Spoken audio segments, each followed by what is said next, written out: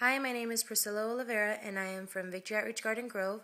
I was a year student at the West Coast Urban Training Center, and I've been home for a year. My transition started about 5 months after I came home. It wasn't because of ministries that I wasn't used to, or it wasn't because I was given ministries that I didn't want, but it was really because I questioned a lot what I was doing.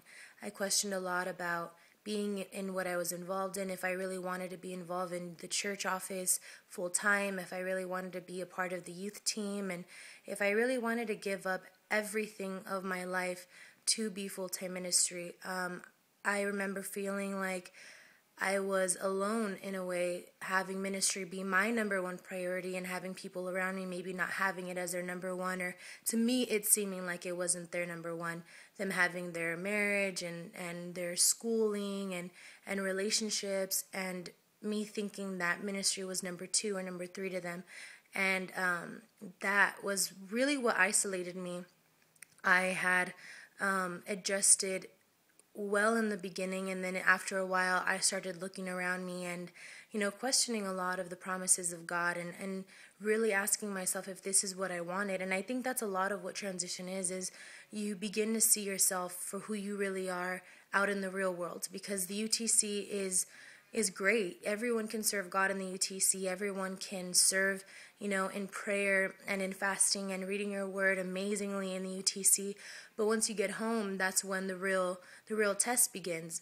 If your discipline was really well built, if your spiritual life was really, based on strong foundation.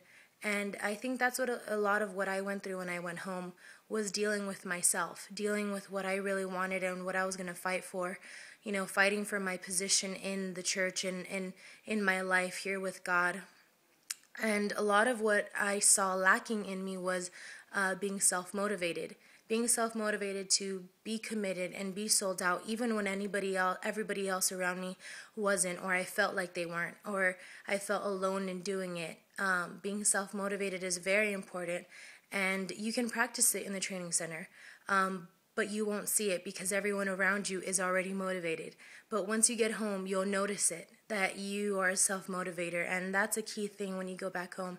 Another thing that really helped me out in my transition was being close to my leaders, my directors, my staff, them encouraging me, them seeing me come into the training center and then leave who I was from the training center. They knew me in and out, They woke up, I was their ministry from day to night, and they were the ones who motivated me when I couldn't believe in myself. They were the ones who reminded me of the promises that God gave me at the training center.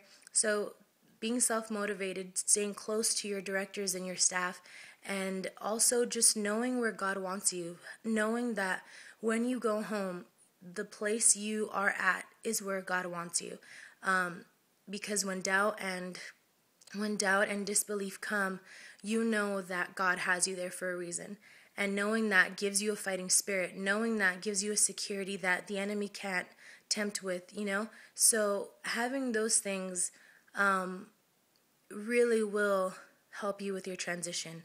Do I regret the transition? No, because through it I've learned, I've grown, I've seen new parts of me in my spiritual life that I want to change, and then some that I'm proud of that I thought I didn't have it in me, and it turns out I did. So I encourage you, this is part of it, being a UTC alumni.